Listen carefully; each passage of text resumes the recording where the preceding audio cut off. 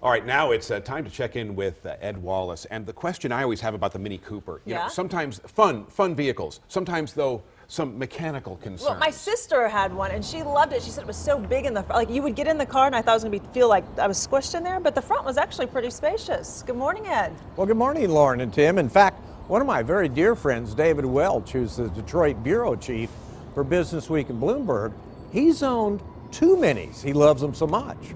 When we brought them over many years ago, first, they call it a Mini. It was designed by BMW, but it was much bigger than the Mini that came out in 1959, designed by Alec Izaguirre.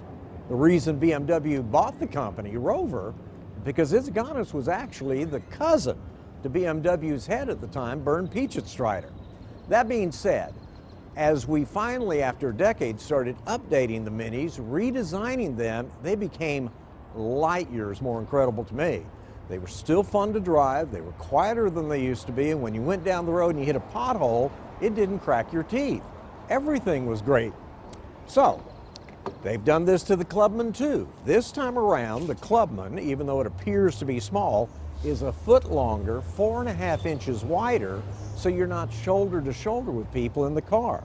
We have a couple engines, the turbocharged 3-cylinder that has 134 horsepower, which is wonderful, and the 4-cylinder model, which is 184 horsepower.